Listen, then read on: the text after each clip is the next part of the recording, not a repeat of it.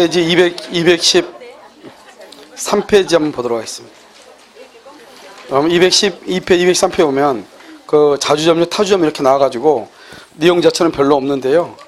그 내용을 한번 보시면 이렇게 되는 것이죠. 이제 우리가 자주점유냐 타주점유냐 이렇게 보잖아요. 그럼 뭐 대부분의 경우는 이제 자주점유는 우리가 뭐 크게 볼 필요 없고 타주점유만 우리가 이제 잘 정리하면 되는 것이죠. 타주점유는 기본적으로 네 가지를 봐야 돼요. 첫 번째는 뭐냐면 악의의 무단점유예요. 악의의 무단점유라고 하는 것은 뭐냐면 남의 땅이라는 것을 알면서 일부러 그 땅을 점유해서 건물을 건축하는 것, 그걸 악의의 무단점유다 이렇게 얘기하죠. 그 다음에 명의수탁자, 명의수탁자의 점유죠. 명의수탁은 뭐냐면 갑이고 여기 을이 있죠. 갑하고 을하고 명의를 등기 명의를 맡기기로 신탁하기로 약정을 하죠. 약정을 해가지고 을 앞으로 이렇게 등기를 이렇게 해놓죠. 을 앞으로 그러면 을을 뭐라 하냐 수탁자라고 얘기하고요. 이 갑을 뭐라 하냐 신탁자다 이렇게 얘기하죠. 그러니까 등기 명의만 을한테 맡겨놨기 때문에 을은 등기가 있다고 하더라도 소유자가 아닌 것이죠. 그러니까요 이 수탁자는 뭐라 하냐 명의신탁 약정에 의해서 자신 앞으로 등기가 되어 있는 사람, 명의신탁 약정에서 자신 앞으로 등기가 되어 있는 사람, 이 사람을 명의수탁자다 이렇게 얘기를 하죠. 뭐 갑자기 뭐 불켜진 것 같잖아요. 예? 아 그래요? 아 형광도가 친구가 됐어요? 아 그래도 좀 늦어요 이해하는 게. 그래도 다행이에요. 좀 늦더라도 오면은. 예. 그러세요. 시간이 좀 오래 걸려요. 형광등을 보니 내 모습이 저렇게 보이나 보죠. 예. 힘들어요. 그러면 LED로 바꾸면은 좀 더 빠르지 않을까. 바꿔줘요? 그래요. 그래서 여기 명의수탁자의 점유가요 타주 점유고요. 그 다음에 뭐냐면 분묘기지죠. 분묘기지. 그 분묘를 남의 땅에다가요 묘를 썼다 이 말이죠. 그걸 분묘기지 이렇게요. 그 다음에 공유자죠. 그럼 공유자가요 이 토지가 이렇게 있는데 갑의 지분은 3분의 1이란 말이죠. 그런데 이 갑이요 이 땅 전부를 점유한다. 그러면 자기 지분 3분의 1은 자주점유죠. 나머지 3분의 2가 무슨 점유죠? 타주점유가 되는 것이죠. 이렇게 되고요. 그 다음에 여기다 이제 플러스 해가지고 뭐냐면 여기서 타인 소유물, 타인 소유임을 알고 모르고 이 말이죠. 그 다음에 처분 권한, 처분 권한이 처분 권한 없음을, 처분 권한이 없다고 하는 것을 알고 또는 모르고 매수해서 점유하고 있다 이 말이죠. 무효임을 알고 또는요 모르고 점유하고 있다. 경락이죠. 경락에서 종전 소유자요. 종전 소유자의 점유가 있고요. 매매계약이 해제가 되죠. 해제가 됐을 때 매수인의 점유가 있고요. 그 다음에 매매이죠. 매매에서요 인도 의무를 진자 이 말이죠. 인도 의무를 진자 이렇게. 자 이제 우리 그 감정평가사 시험에 뭐라고 나오냐면 감정평가사에서는 무권리자로부터 점유를 한 경우, 무권리자로부터 매수해서 점유한 경우 이렇게 나왔단 말이죠. 그래서 뭐냐면 우리가 남의 것임을 알고서 점유한 매매계약을 한 경우가 있고 남의 것이라는 것을 모르고 매매계약을 한 경우가 있잖아요. 그런데 우리나라는 569조에 의해서 타인 소유물에 대해서도 매매계약을 체결할 수가 있어요 없어요? 있죠. 그래서 둘 다 뭐가 되냐? 자주점유가 되죠. 그래서 무권리자로부터 매수해서 점유한 경우 그것도 무슨 점유다? 자주점유가 되고요. 여러분 처분 권한이라고 하는 것이 뭐예요? 처분 권한이라고 하는 것은 등기를 얘기하는 거잖아요. 등기를 해줄 수 없다는 것을 알고 있다. 그러면 나는 소유자가 될 수가 없다 이 말이잖아요. 그러니까 이것은 무슨 점유다? 타주점유고요. 처분 권한이 없다는 것을 모르고 그러면 무슨 점이에요? 자주점유다 이 말이냐. 자주요. 무효죠. 무효라고 하는 것을 알고 무효를 알고 그럼 뭐요? 그럼 무효니까 소유권을 취득할 수 없잖아요. 그러니까 타주점유란 말이고요. 무효인 것을 모르고 그럼 뭐가 되죠? 자주점유다 이 말이고요. 경매가 됐죠. 종전 소유자예요. 종전. 그래서 경매에서 종전 소유자가 되죠. 그러니까 종전 소유자 그러면 뭐가 돼요? 종전 그러면 경락이 돼버리면 경락인이 경락대금을 완납하면은 경락인이 소유자가 되잖아요. 그러면 종전의 소유자는 소유자다 아니다? 아니죠. 그래서 타주가 되는 것이고요. 매매계약을요, 매도인이 매수인한테 등기를 했잖아요. 그래서 매도인과 매수인의 계약이 해제가 되죠. 해제가 되면은 처음부터 무효가 되거든요. 처음부터 무효요. 그러면 처음부터 무효가 되니까 매수인의 점유는 무슨 점유가 된다? 타주 점유가 되고요. 여기서 매매잖아요. 매매에서 뭐를 한 자? 인도 의무. 인도 의무를 진 자 이 말이죠. 인도 의무를 진 자. 그 말은 무슨 말이냐? 매매계약에서 인도 의무를 진다. 그 말은 다른 말로 매도인이 매수인으로부터 잔금을 다 받았어요.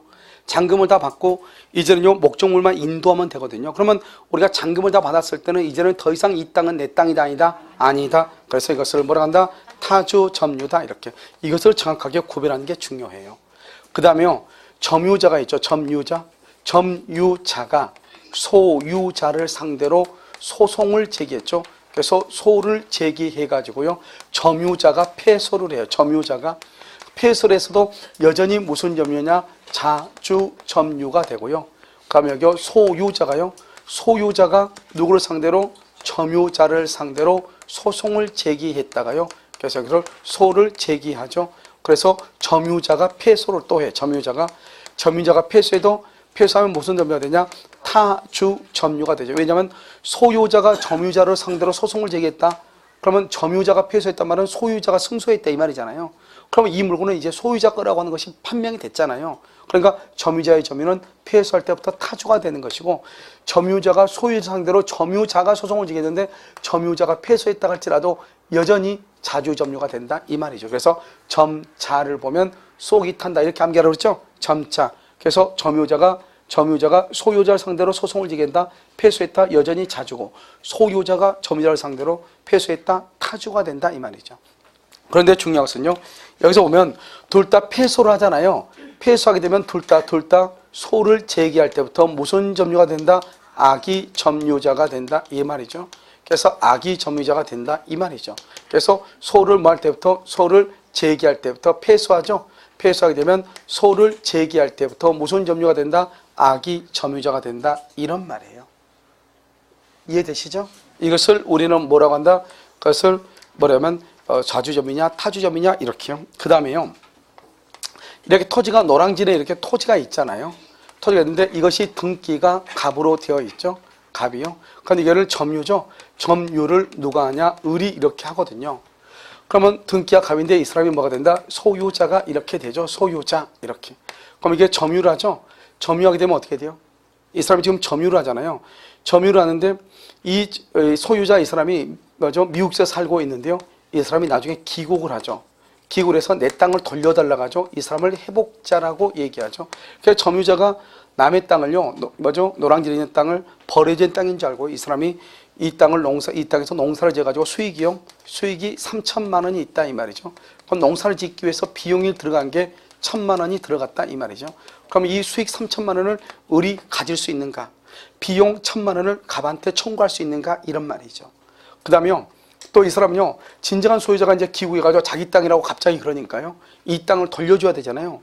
그냥 돌려줄 수 없으니까요. 이 땅을 쓸 수 없게끔 만들어버려요. 그래서 이 땅을 뭐냐? 멸시를 하고, 그 다음에 훼손을 시켰다 이 말이죠. 그러면 손해배상을 얼마를 해야 될 것인가? 이런 말이죠. 이 세 가지가 지금요, 회복자하고 점유자 간의 문제가 되는 것이에요. 그래서 첫 번째 이제 중요한 것은 뭐냐면, 과실수취권이라고 하는 것이 있단 말이죠. 이 과실을 수취한다. 이때의 과실은 세 가지가 있다. 하나는 천연과실이죠. 천연과실은 물건의 용법에 의해서 산출되는 것을 얘기하는데 천연과실은 뭐가 있냐면 배나무에서 배가 열리고 그 다음에 한우에서 고기가 나오고 젖소에서 우유가 나오는 것을 천연과실이라고 얘기하는 거예요. 그 다음에 법정과실은요. 법정과실은 물건이죠. 물건의 사용 대가로 받은 물건을 얘기하는데 예를 들어서 집을 빌려주고 월세를 받는 것, 돈을 빌려주고 이자를 받는 것 이것을 법정과실이라고 얘기해요. 그런데 사람은 물건이 아니잖아요. 사람이 한 달 동안 일해가지고 임금을 받죠. 임금. 그것을 법정과실이라고 얘기하지 않는 것이에요. 그 다음에 여기에 사용이익이라고 하는 것이 있는데 사용이익이라고 하는 것은 뭐냐면 임대차 기한이 끝났으면 나가야 되잖아요. 임대 체간이 끝났는데 한 달을 더 살다 나가는 거예요. 그럼 한 달만큼의 월세를 내고 나가야 돼? 그냥 나가야 돼? 내고 나가야 되겠죠. 그것을 뭐라고 한다? 사용이익이다. 이렇게. 그래서 이것을 과시라고 얘기하고요. 과시를 수취한단 말이 무슨 말이냐? 3천만 원의 과시를 지금 을이 수취했잖아요. 수취한다는 것은 을이 소유권을 취득한다 이 말이죠. 그러니까 소유권을 취득한다 이 말이니까 소유권 취득한 것을 과시를 부당이득으로 부당이득 반환을 한다 안 한다? 반환할 필요가 있어 없어? 없다 이 말이죠. 그래서 을이 갑에게 농사지어서 얻은 이익 3천만 원 있죠. 그것을 반환할 필요 없이 을이 그냥 갖는다 이 말이죠. 그러면 이 과실 수취권은 누가 과실을 수취하는 것이냐? 그것은 선의 점유자가 과실을 수취하는 거예요. 지금 우리가 자주점유, 평온점유, 공연점유, 선의점유 이런 말을 했지만 선의가 누군가를 정확하게 안 나왔잖아요. 그러면 선의점유라고 하는 것은 뭐냐? 본권이 없음에도 불구하고 본권이 있다고 오신하는 점유자죠. 오신하면은 오신할 만한 뭐가 있어야 돼? 정당한 근거가 있어야 되는데 이 정당한 근거를 뭐라고 한다? 선의 플러스 무과실이다 이렇게요. 이때 본권이라는 것은 뭐냐면 네 가지를 얘기해요. 이때 본권은 뭐냐? 소유권, 지상권, 전세권, 그 다음에 임차권을 얘기해요. 그래서 이것을 얘기하죠. 다른 것은 절대로 안 돼. 왜냐? 우리가 과실을 수취하려면 목적물을 점유를 해서 사용하고 수익을 해야 되거든요. 그러니까 점유도 하고 사용 수익도 하는 것은 소유권, 지상권, 전세권, 임차권밖에 없는 것이에요. 그래서 여기서요. 소유, 그 다음에 지상권, 전세권, 임차권 이 말이죠. 그래서 소유자가 아닌 사람이 소유자라고 오신했다 이런 말이에요. 여기 지상권자가 아닌 사람이 지상권자라고 오신했다. 그럼 이런 경우가 어떻게 있냐? 지금 여기 보면 소유자요. 이렇게 갑이라는 사람하고 을이라는 사람하고 계약을 했는데 갑이 술이 만취가 돼가지고 계약을 한 거예요. 을하고. 그러면 을은요. 갑이 술이 만취가 됐으니까 을은 비록 등기를 가져온다 할지라도 이 등기는 유효이다 무효이다? 무효이죠. 무효니까 소유자다 아니다? 아니다. 이 말이죠. 소유자가 아니다. 그러면 소유자가 아니기 때문에요. 아닌데 그럼 소유자가 아닌데 근데 보통 사람들은요. 법을 배운 사람들은 술이 만취한 사람하고 계약을 하면은 소유권을 취득할 수 없다고 생각을 할지 모르겠지만 법을 모르는 사람은 술 취한 사람하고 계약하면 더 좋아하죠. 그래야지만 조금이라도 싸게 살 수 있잖아요. 그러니까 이 사람은 소유자가 아닌데도 불구하고 그걸 법을 배운 적이 없으니까 자기는 소유자라고 착각을 해가지고 물건을 넘겨받아가지고 월세를 받아먹을 수 있다 이 말이죠. 그 사람을 뭐라 한다? 선의 점유자라고 얘기하는 것이에요. 무슨 말인지 알겠죠? 그러니까 이런 선의 점유자가 과실을 수취한다 이런 말이죠. 물론 이 사람이 선의인데 고의 과실할 때 또 과실이 있을 수 있죠. 이것은 배, 사과, 열매 할 때 이건 과실을 얘기하는 것이고 그 다음에 또 이 사람이요 고의 과실할 때 과실이 있을 수 있잖아요. 그러면은 선의 점유자로서 소유권은 취득할 수가 있지만 과실은요. 그런데 불법 행위로 인해서 손해배상 책임을 질 수도 있다 이런 말이에요. 그것은 나중에 문제이고 아무튼 이것을 선의 점유자 201조예요. 그럼 여기 이제 202조인데요. 202조는 뭐냐? 점유자가 책임 있는 사유. 그럼 책임 있는 사유를 뭐라냐? 귀책 사유 이 말이죠. 책임 있는 사유로 이 말이죠. 뭐라냐? 목적물을 멸실하고 뭘 했다? 훼손했다 이 말이죠. 그래서 멸실하고 훼손하면 어떻게 했냐? 점유자가 책임 있는 사유로 멸실 훼손을 했다 이 말이죠. 그럼 멸실 훼손하면 어떻게 될 것인가 이 말이죠. 알겠죠? 그럼 여기 보면 멸실 훼손을 하잖아요. 그럼 이 사람이 선의이고 그 다음에 선의이고 자주이면은 뭐란다?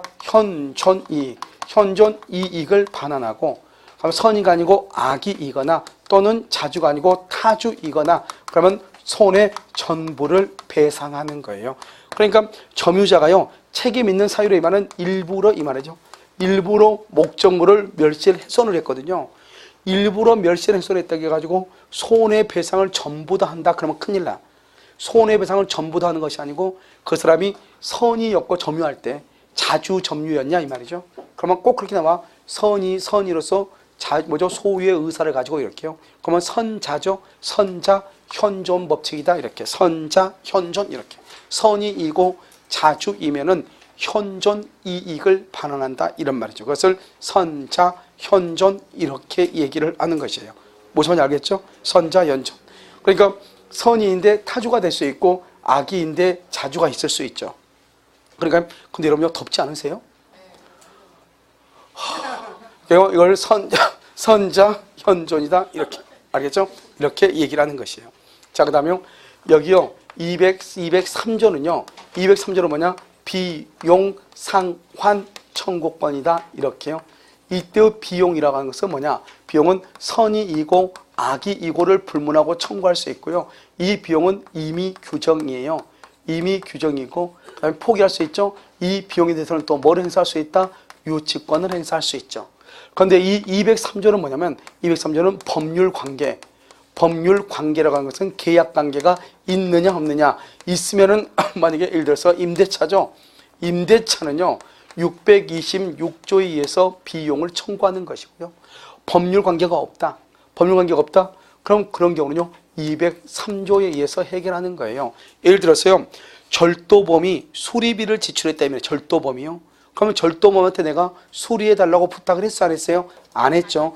그런 경우는 203조에 의해서 비용을 청구하는 것이고 내가 수리를 해달라고 뭐죠? 집을요 맡겼단 말이죠. 그럼 임대차를 줬는데 임차인이 비용을 지출한 경우가 있죠. 그때는 203조에 의해서 비용을 청구하는 것이 아니고 626조. 이게 우리 시험에 두 번이나 나왔단 말이죠. 뭐라 나왔냐? 임차인은 비용을 청구할 수가 있다. 626조 맞는 것으로. 임차인은 비용을 청구할 수 있다. 203조 그래서 틀린 것으로. 알겠죠? 그러니까 626조하고 203조하고는 정확하게 알고 있어야 되겠죠? 그러면 여기에서 말하는 비용, 203조에서 말하는 비용은 뭐가 있냐? 이때 비용은요. 필요비가 있고 뭐가 있냐면 유익비가 있는 것이죠. 우리가 여러분요. 본래의 상태를 유지하는 데 들어가는 비용을 필요비라고 얘기해. 본래보다 더 좋게 하는 것을 유익비라고 얘기를 해. 예를 들어서 여러분요. 사람은 물건이 아니까 그런데 아무튼 사람으로 보면 필요비는 뭐냐. 우리가요. 20대일 때요. 화장품이 들어가는 것하고 맞아요. 60대일 때 화장품이 들어가는 것하고 아니 50대일 때 화장품이 들어가는 것 화장품이 양이요. 같아요? 틀려요? 틀리죠. 20대의 젊음을 유지하기 위해서 화장품을 써야 된다 이 말이죠. 그럼 화장품이 어떻게 돼요? 두꺼워져요? 얇아져요?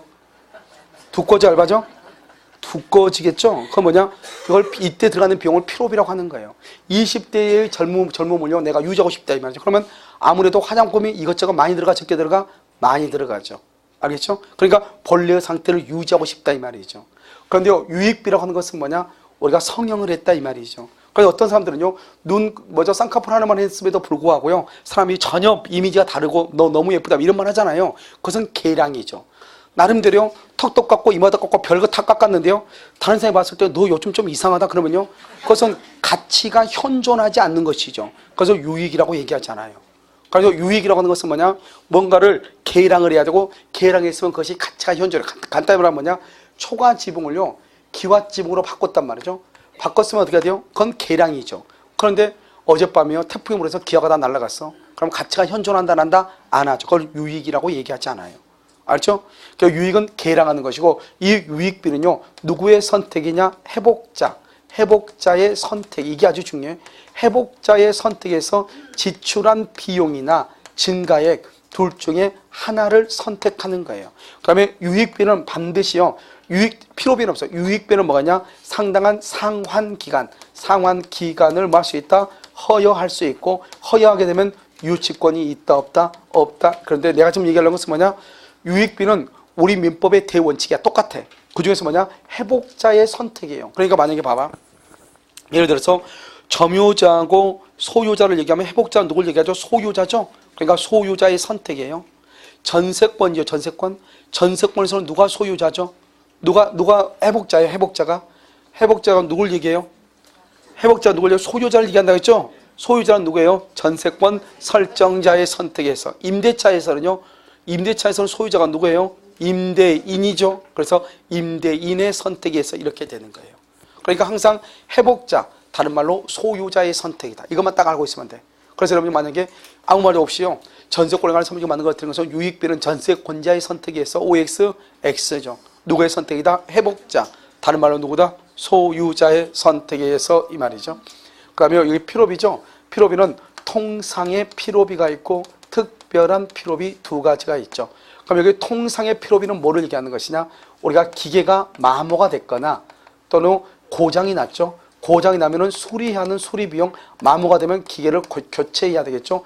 교체하거나 수리할 때 드는 비용, 이것을 우리는 뭐라고 한다? 필요비다. 이렇게 얘기하죠.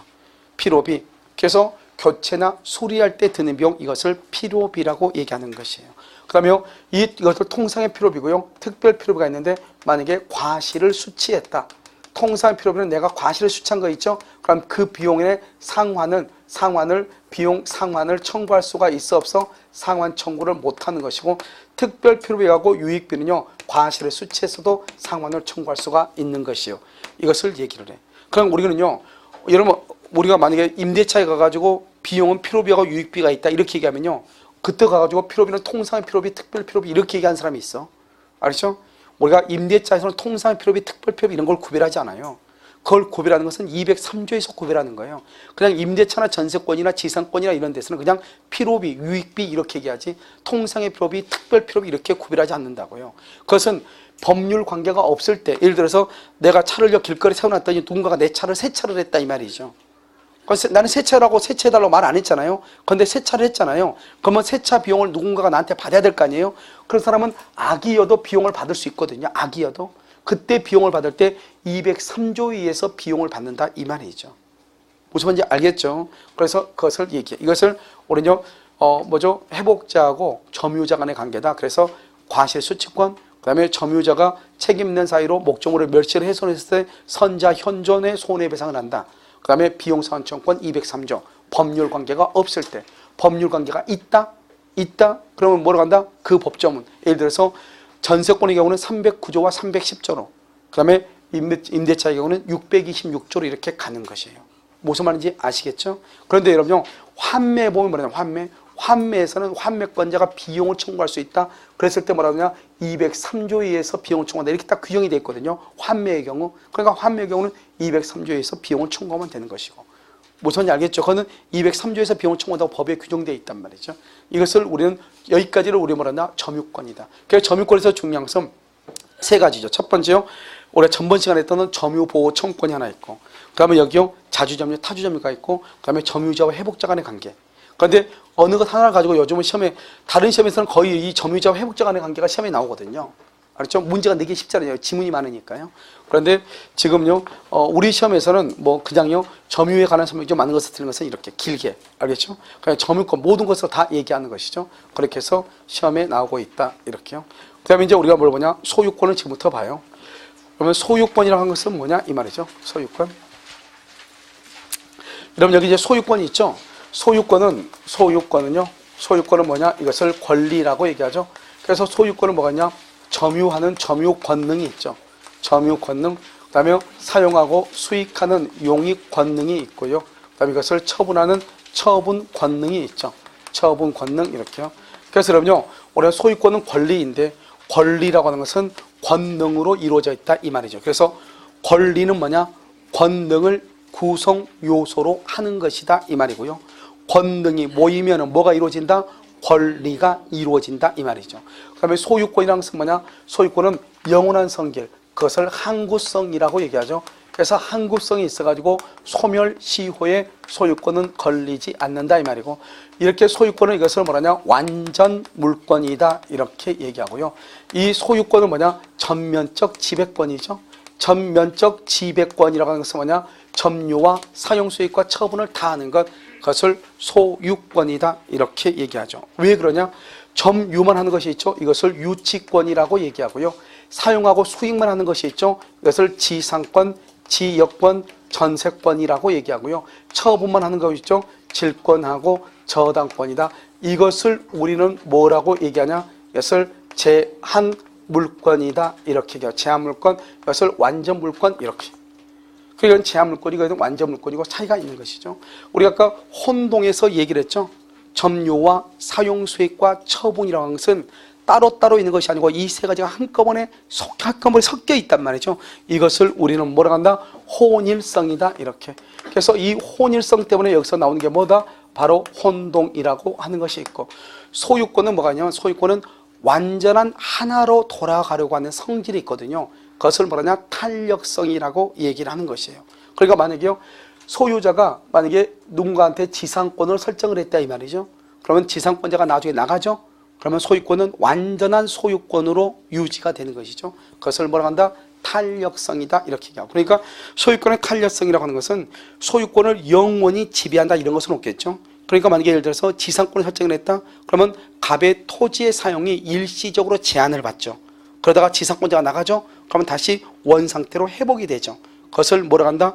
탄력성이다 이렇게 얘기하거든요. 이것은 이제 소유권이고요. 그러면 이 소유권은 뭐냐면 일단 우리가 소유권은 법률의 범위 내요. 법률의 범위 내에서 사용 수익하고 처분할 수가 있단 말이죠. 그런데 판례가 뭐라고 얘기했냐? 우리가 소유권 중에서 사용 수익을 포기할 수 있는가? 포기. 그것은 안 된단 말이죠. 왜요? 물권 법정주의에 의해서 소유권 즉 물권의 종류와 소유권의 내용은 법으로 정해져 있고 그것을 위반하면 무효가 되거든요. 그러니까 소유권은 사용하고 수익하고 처분할 수 있어야 된단 말이죠. 그런데 소유권을 점유 즉 사용하고 수익하는 것을 포기한다 그런 것은 있을 수가 없다. 그래서 사용 수익을 포기하는 소유권은 무효이다 이런 말이죠. 그 다음에 우리가 소유권은 뭐냐? 토지 소유권은 토지에 대한 소유권은 토지의 상하에 미치는 거죠. 그래서 이것을 뭐냐? 정당한 이익이 미치는 범위에서 토지의 상하에 미치는 것이에요. 그래서 우리가 이제 소유권은 모두 몇 가지냐? 먼저 상린관계라고 하는 것이 있고요.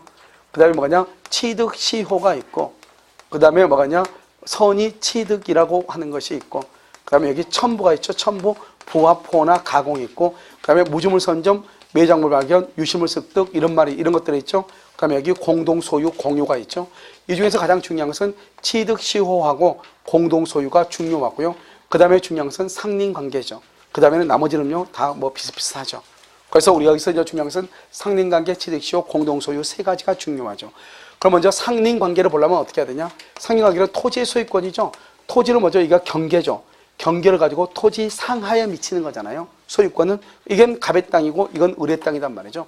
그런데 여기에 만약에 나무가 심어져 있다. 나무가 그러면 가지가 이렇게 있고 이것을 우리는 뭐라냐? 수목가지라고 하고 그다음에 나무 뿌리가 이렇게 나오면 뿌리가 이것은 우리 뭐냐? 수목뿌리죠. 수목뿌리 이렇게 뿌리 이렇게 수목뿌리는 이것을 뭐라고 하냐? 목근이다 이렇게 얘기하죠. 목근. 이것을 뭐라뇨? 수목가지 이것을 뭐란다? 수지라고 얘기하는 것이죠. 수지. 알겠죠? 수지. 이것을 목근 이렇게 얘기를 하는 것이죠. 무슨 말인지 알겠죠? 이것을 우리는 수지라고 하고요. 이것을 우리는 목근이다 이렇게 얘기를 하는데요. 수지는 어떻게 하죠? 이러면 수지. 나무 가지가 지금 이렇게 넘어왔잖아요. 나무 가지가 이러면 이렇게 넘어오면 어떻게 돼요? 먼저 을은요, 갑한테요, 제거를 청구해요. 제거를 청구하고 만약에 이것이 을이요, 갑이 제거하지 않죠? 그럼 어떻게 한다? 임의로 뭘 한다? 제거를 해요. 그래서 임의로 제거를 해. 먼저 제거를 청구하고 제거하지 않으면 임의로 제거를 하는 거예요. 임의로 제거. 알겠죠? 그 다음에 여기는요. 수목의 뿌리는요. 그냥 임의로 제거를 해요. 그래서 시험에 나올 때는 뭐라 나오냐? 이것을 바꿔서 나오는 거죠. 나무 뿌리는 제거를 청구하고 제거하지 않으면 임의로 제거한다. 이런 식으로. 아무 말도 아니잖아요. 자, 그 다음에 여기 또 이렇게 있으면 여기 경계죠, 경계. 이건 갑의 토지고 을의 토지죠. 여기다 뭐라냐? 이것을 경계표, 이것을 뭐라냐? 담, 국어 같은 걸 설치하죠, 감. 이것을 설치하는 설치 비용하고요. 그 다음에 여기 측량 비용이라고 하는 것이 있거든요. 그러면 설치 비용은 뭐냐? 그것은 공동 비용으로 한다. 공동 비용. 다른 말로 하면 절반한다 이 말이죠. 이것을 다른 말로 뭐라고 하냐? 공유라고 하는 거죠. 갑과 을이 공동으로 소유한다 이 말이죠. 그런데요, 측량 비용은요, 토지 면적에 비례한다 이 말이죠. 토지 면적에 비례 이렇게 토지 면적에 비례한다 이런 말이죠. 그럼 여기는 뭐겠죠? 경계표가 있고 여기 뭐겠죠? 담이 이렇게 있잖아요. 여기는 뭐냐면 여기 설치 비용이 있고요. 여기는 뭐겠죠? 측량 비용이 이렇게 있잖아요. 무슨 말인지 알겠죠? 그럼 여기는 어때요? 여기는 공동 비용이고 여기는 절반이죠. 이것은 뭐냐? 공유라고 하는 것이고요. 측량 비용은요, 토지 면적에 뭐란다? 비례한다 이 말이죠. 토지 면적에 비례. 그러니까 이것을 또 바꾼단 말이죠. 설치 비용은 토지 면적에 비례하고 측량 면적은 공동으로 한다 이렇게. 그러면 우리가 그냥 따지면요, 차이가 있어요, 없어요? 없죠. 설치를요, 공동 비용을 하든 측량을 공동 비용을 하든 뭐 그게요, 우리가 어떻게 알아요? 그런데 법조문에 뭐라고 나왔다? 설치 비용은 공동으로 하고 측량 비용은 토지 면적에 비례한다고 돼 있단 말이죠. 그럼 어떻게 해야 돼요? 우리가 측량을 뭐로 측량하죠? 토지를 측량하잖아요. 알겠죠? 그래서 측량은 토지 면적을 측량한다. 토지 면적 이것을 이렇게 연관을 시켜가지고 알고 있어야 되겠죠. 연관을 시켜가지고. 무슨 말인지 알겠죠? 그래서 이렇게 알면 되고요. 그 다음에 또 여기 또 뭐가 있냐면 이렇게 이제 토지가 이렇게 있죠. 그럼 여기 이렇게 경계가 있잖아요.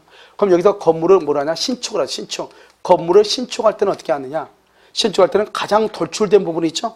가장 돌출된 부분에서 얼마요? 반 미터 이상. 반 미터 이상을 떼야 돼. 반 미터 이상.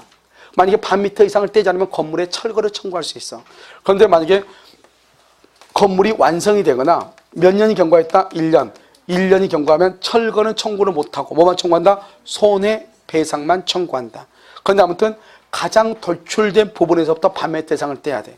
그러면 여기 이렇게 건물이 있죠? 건물이 있으면 여기 유리창문이 있잖아요. 그럼 유리창문으로 이 집을 이렇게 쳐다볼 수 있잖아요. 그러니까 여기서 몇 미터 있느냐? 2m가 안 될 때 경계로부터 2m. 그럼 여기다가 앞을 막아라 이 말이죠. 앞을 보지 마라. 이것을 차면 앞을 쳐다본 걸 차단해라. 차면 시설이다 이렇게 얘기해요. 그래서 여기 이렇게 건물이 이렇게 있잖아요. 그럼 어떻게 하냐? 그러면 2m라고 해봤자 여기서 이 정도밖에 안 되잖아요. 제가 지금 이 학생이요 눈도 다 보이잖아요. 그런데 만약에요 문 딱 열어놓고 앞에 쳐다보고 있으면 어떻게 해야 돼요? 앞집에서 뭐죠? 그 집 딸내미요 샤워하고 어떻게 뭐 할 수 있어 없어? 아무것도 못하죠. 그러면 1년 내내 뭐가 있어야 돼요? 침대 커튼이 내려져 있어야 되죠. 그러면 자기네 집은요 햇빛이 한번 들어와야 되는데 계속 1년 내내 커튼이 치고 있으니까 집에 곰팡이만 들어오죠. 무슨 말인지 알겠죠? 그러니까요 남의 집 쳐다보지 말라 이 말이죠. 알겠죠? 그럼 어떻게 돼요? 여기 이렇게 막으라 이 말이죠. 앞에 쳐다보지 말고 그걸 차면이라고 그래. 몇 미터 이내일 때 2m 이내. 그런데 여러분요 아파트 있죠 아파트. 아파트는 우리 아파트하고 그 앞에 있는 아파트가 어때요? 그 동간 거리가 멀어요 가까워요? 멀죠? 보통 뭐 15m, 뭐 20m 이렇게 되죠? 그러니까요 앞에다가 뭘 할 필요가 없다? 차면을 할 필요가 없죠. 알겠죠? 근데 너무 모니까 자세히 안 보이죠? 그러니까 뭐를 가지고 있어? 만원경 가지고 있잖아요. 알겠죠? 그걸 쳐다봐야 되니까요. 알겠죠? 이렇게. 자, 그 다음에요. 여기 오면 뭐가 있다? 여기 지하실 있죠? 지하실. 지하실하고 저수지. 그럼 지하실이나 저수지 같은 거 팔려면 어떻게 해야 돼요? 여기를 이렇게 단단하게 이렇게 해야 될 거 아니에요? 그러니까 이것은 뭐냐? 깊이를 H라고 하죠. 그러면 여기를 얼마를 넣으면요? 2분의 1 이상을 떼야 돼. 예를 들어서 3m다. 그러면 1.5m 이상을 떼야 된다. 이 말이죠. 이것을 지하실이라고 하죠. 그럼 여기 물 있죠? 물에 관한 거. 물에 관한 이것을 뭐냐? 지하시설이라고 얘기해. 예를 들어서 오물이라든가 하수라든가 오수라든가 폐수라든가 이런 거죠. 우물 같은 거 판다 이런 말이죠. 그랬을 때는 어떻게 되냐? 경계로부터 2m 이상을 떼야 돼. 2m 이상. 이걸 지하시설이고 여기는 지하실이고 다르죠. 지하실은 깊이의 반 이상을 떼야 되고 지하시설은 경계로부터 2m 이상을 떼야 되고 그런데 이 지하시설에 관한 것하고 여기 건물을 건축하는 거, 신축하는 거, 반 미터 이상 떼는 거 있죠? 이것을 판례가 무슨 규정이냐? 임의 규정이다 이렇게 얘기했어요. 그래서 이 두 가지를 임의 규정이라고 판례가 얘기했는데요. 많은 책에서 보면 상린관계는 임의 규정이다 이런 사람들이 있어. 그건 여러분요 뭐 논리에 맞지 않죠. 왜냐하면 우리 물권법은 원칙적으로 물권 법정주의에 의해서 강행 규정으로 되어 있거든요. 알죠? 그것은 강행 규정인데 판례가요 만약에 상린관계가 다 임의 규정이면 그냥 상린관계는 임의 규정이다 이렇게 얘기하지 왜 242조하고 244조에서만 판례가 임의 규정이라고 꼭 집어서 얘기를 했겠어요. 그러니까 나머지는 뭐로 봐야 된다? 강행 규정이다 여전히요. 그런데 이 상린관계의 규정을 임의 규정으로 보는 사람들이 있다 이 말이죠. 그러면 여러분이 나중에 보면 알겠지만 여기 보면 주의토지 통행권 같은 걸 보면은 아주 큰 문제점이 발생할 수가 있어요. 상린관계일수록 강행 규정으로 해가지고 그것을 보호해야 될 필요성이 훨씬 더 강하단 말이죠. 그런데 어떤 학자들이 이제 임의 규정으로 얘기했다가 판례가 두 개를 임의 규정으로 얘기하니까 상린관계는 임의 규정이다. 아마 책들이 그렇게 되어 있는 책들이 있을 거예요.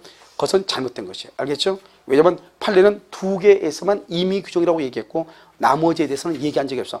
만약에 생각을 해봐. 상린관계가 임의 규정이면 그냥 상린관계는 임의 규정이다 이렇게 얘기하지.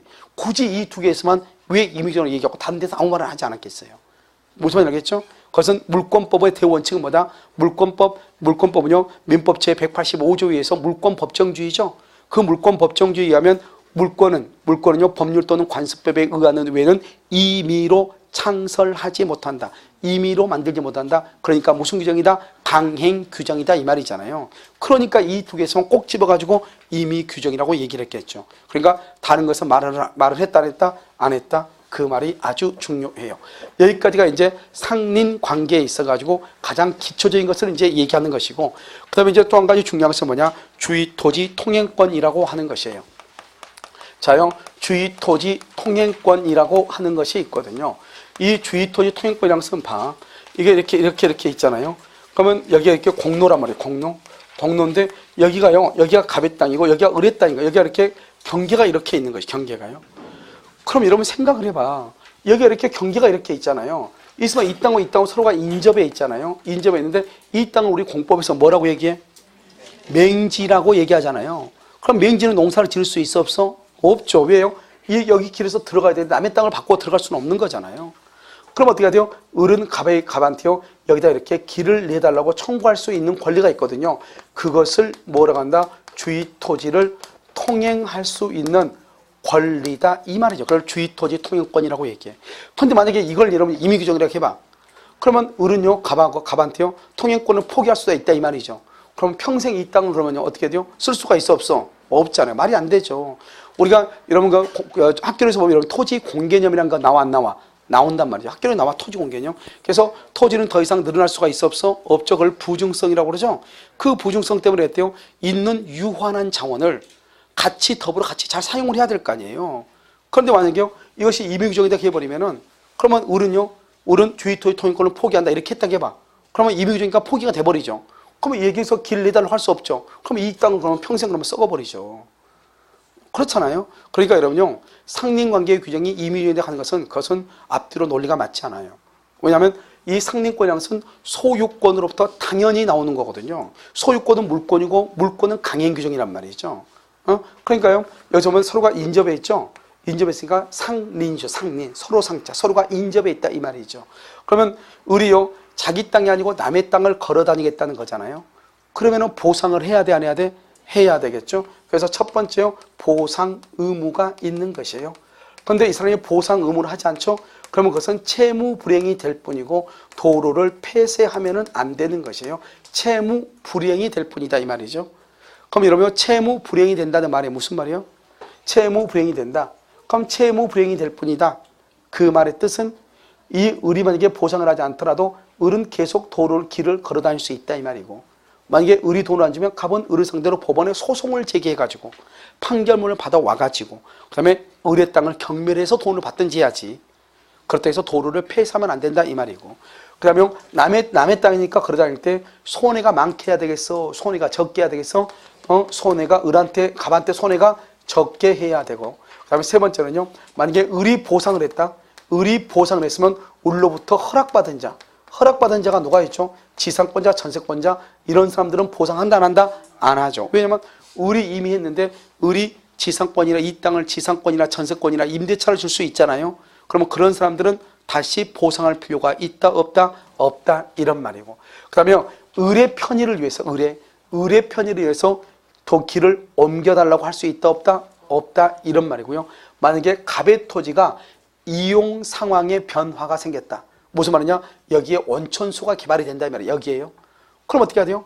한번 길 이쪽으로 뚫었으니까 나는 끝까지 이쪽 걸어가야 된다. 그러면 안 되죠. 갑도 자기 토지의 소유권을 효율적으로 이용할 권리가 있는 거잖아요. 그러니까 통행로를 잠시 어느 쪽으로 왼쪽으로 옮길 수가 있다 없다? 있다 이런 말이죠. 그래서 이 갑의 토지의 이용 상황의 변화가 생기면은 통행로를 뭐 할 수 있다? 옮길 수 있지만 을의 편의를 위해서는 옮길 수가 있다 없다? 없다. 그 다음에 통행이죠. 통행을 언제 통행하는 거죠? 현재의 어떤 상황? 현재 이용 상황에 맞게끔 통행하는 거. 현재.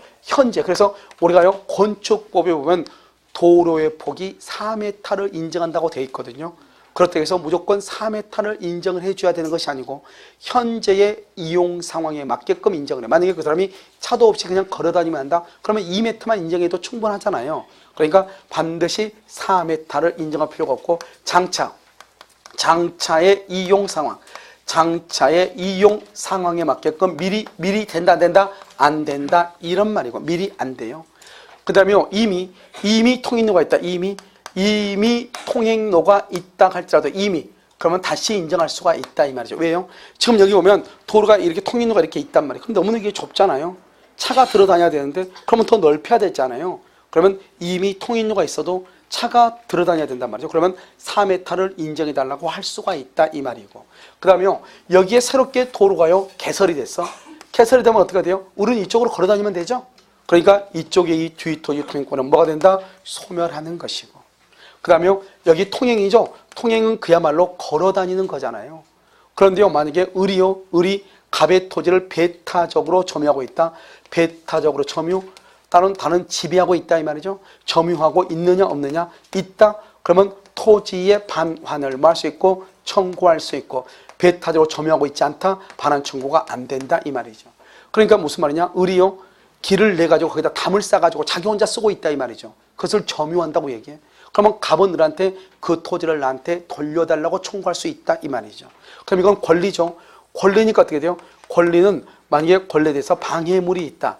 방해물이라고 하는 것은 뭐냐? 예를 들어서 여기에 돌담이 이렇게 있단 말이에요. 돌담. 그런데 이 돌담은 국가로부터 허락을 받아서 설치한 돌담이란 말이죠. 그러든지 말든지 필요가 없다. 일단 이쪽에다 길을 내기로 두 사람이 합의를 했죠. 그러면 적법하게 설치된 돌담이라고 할지라도 뭐가 돼야 돼? 철거를 해야 돼. 그래서 만약에 방해물이 있다? 그럼 그건 철거를 해야 돼요. 철거. 그럼 방해, 배제, 제거를 해야 되는 것이에요. 알겠죠? 아무리 적법하게 허가를 받은 것이라 할지라도. 그 다음에 만약에요 여기서 걸어 다니려는데 그게 진흙탕이다. 진흙탕이다. 그럼 걸어 다닐 수 없잖아요. 그러면 뭐를 하냐? 모래를 깔 수 있고 자갈을 깔 수도 있고, 그 다음에 돌 계단을 조성할 수도 있고, 도로를 새로 개설할 수도 있고, 그 다음에 도로를 포장할 수도 있고, 다 할 수 있는 거예요. 왜냐? 권리니까. 우리가 권리를 행사하는데 그 권리에 방해를 받으면 된다 안 된다? 안 되는 거잖아요. 그래서 이런 것들을 주의토지 통행권이다 이렇게. 그래서 주의토지 통행권은 처음부터 끝까지 전부가 다 판례거든요. 그러니까 판례가 너무나 많기 때문에 그 판례를 이해를 하려면 어떻게 되냐? 주의토지란 말이 무슨 말이고 통행이란 말, 권리라고 하는 말이 무슨 말인지를 주의토지 통행권 생각하면 다 끝나는 것이에요. 그런데 가장 정답으로 많이 하는 것은 통행이라고 하는 것은 현재 걸어 다니는 것을 얘기해도 현재, 그러니까요 장차를 위해서 미리서 된다 안 된다? 안 된다. 정답을 가장 많이 처리한 것이에요. 그 다음에요 토지가 이렇게 있단 말이죠. 이 토지가 이렇게 갑의 토지고요. 그 다음에 여기 토지가 이렇게 있단 말이죠. 이 토지가 갑하고 을하고 공동으로 소유해요. 그런데 이 토지를 갑이 일부를 양도를 해. 일부 양도. 그래서 어떻게 되냐? 토지가 이렇게요. 맨 처음에는 토지 전체를 갑이 혼자서 썼잖아요. 그런데 일부를 양도하다 보니까 여기는 갑이 되고 여기는 을이 돼서 갑자기 맹지가 생기는 거예요. 갑하고 을하고 공동으로 소유하고 있을 때 아무런 문제가 없었잖아요. 그런데 여기서 토지를 공유물 분할을 해. 분할을 하다 보니까 어떻게 발생이 됐냐? 여기서 이렇게 토지를 이렇게 분할하다 보니까 갑하고 을하고 이렇게 갑자기 새로운 맹지가 생기는 거예요. 그럼 일단 이 토지는 둘 다 뭐 하고 있죠? 지금 뭐 하고 있어? 인접하고 있잖아요. 인접하고 있으니까 주의토지 통행권을 주장할 수 있어요. 그래서 을은 무조건 갑한테요 이렇게 무조건 길을 내달라고 청구하고 안 해주면 법원에 소송을 해가지고 낼 수 있는 거예요. 그런데요 이 갑하고 원리는 원칙적으로 남의 땅을 걸어다니면 보상을 해야 되잖아요. 그런데 여기는요 맨 처음에는 맹지가 없었는데 일부 양도와 분할로 인해서 맹지가 생겼죠. 그러면 이런 경우는 어떻게 하냐? 두 사람 사이에서는 뭐가 되냐? 그럼 무상이 돼. 무상으로 걸어다닐 수 있는 거예요. 그런데 만약에 이 땅을요 A한테 처분하고 이 땅을 B한테 처분하죠. 그러면 A, B하고 갑하고 이 두 사람 간에 다시 뭐가 된다? 유상이 되는 거예요. 유상이. 그러니까 일부 양도 당사자와 분할 당사자 간에는 무상이지만 그 맹지를 분할받은 자로부터 일부를 양도받은 자로부터 다시 취득한 사람, 다시 승계인이죠. 이런 사람들은 다시 뭐가 된다? 유상이 된다 이 말이죠. 그러니까 우리가 무상의 주의토지 통행권은 일부 양도 당사자, 분할 당사자 간에는 무상이다. 그런데 승계인 간에는 다시 뭐가 된다? 유상이 된다. 이것이 중요해요. 여기까지를 뭐라고 하냐? 상린관계라고 얘기하는 것이에요. 그래서 여러분 상린관계는 주의토지 통행권이 가장 중요하죠. 알겠죠? 최근에 시험에 좀 자주 나오고 있고요. 그 다음에 지금 이런 것들은 여기 있는 것들은 뭐냐면 우리가 이제 법조문에 나와 있는 것인데요. 알면은 아무 문제가 없는데 틀리면은 너무 억울한 거죠. 왜냐면 너무나 단순한 거잖아요. 단순한. 그런데 말장난이 심하겠죠. 말장난이. 알겠죠? 그래서 이 부분을 잘 알고 있어야 되겠죠. 여러분 이제 상린관계가 끝났고요. 잠깐 쉬었다가 뭐를 볼 거냐? 그러면 취득쇼 있죠? 취득쇼하고 선의 취득 한번 보도록 그렇게 하겠습니다. 무슨 말 알겠죠? 취득쇼하고 선의 취득. 잠깐 쉬도록 그렇게 하겠습니다.